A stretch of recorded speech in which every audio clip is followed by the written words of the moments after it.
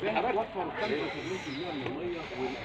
ومنظومه الري اللي احنا بنروي بيها داخل التربه دي انا بستهلك بالظبط نظام ري تنقيط بيصلح مقدار ميه معلومه عن طريق ان انا بستخدم عداد عشان يكتب لي كميه الميه اللي بتخش جوه الطور خلال موسم الزراعه بالكامل. يعني انا بتكلم على بعض النباتات اللي بتاخد 3 شهور في الموسم الزراعي بتاعها. عندي عدد نباتات على سبيل المثال في القراص الواحد بتكون. طب تعالى انت استنى مين اللي دخل؟ استنوا يا جماعه هجيبه دلوقتي انتوا الزلمه ده كلام يا اصل بعد ما تجيبه تيجي بقى خلاص اللقطه عدت.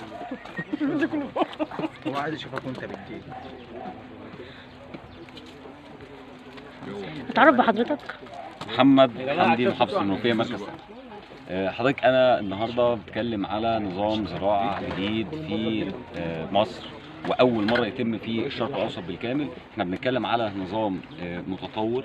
الفكره كلها جت من اننا مش قادرين نطور من منظومه الزراعه عندنا واكتفينا بالموروث الثقافي اللي احنا ورثناه عن الزراعه من يعني من الاف السنين.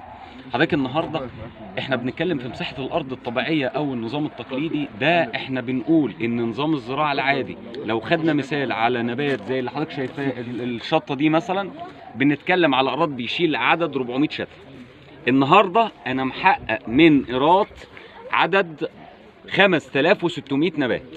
يبقى انا في الايراد الواحد اللي هو بيشيل 400 نبات انا جبت منه 5600 نبات. ده معناه ايه؟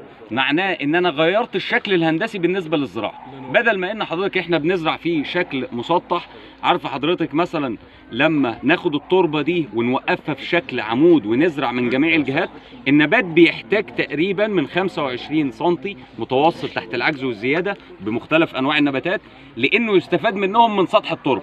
فانا بالظبط عملت قطر العمود اللي احنا بنزرع فيه 60 سم. قطر العمود ده 60 سم في التطوير اللي حضرتك شايفاه ده. هنا البرج ده، هنا البرج ده حضرتك قطره 60 سم. يبقى انا حققت استفاده النبات من جميع الاتجاهات بقطر 60 سم من النبات زي اللي حضرتك شايفاه ده بالظبط.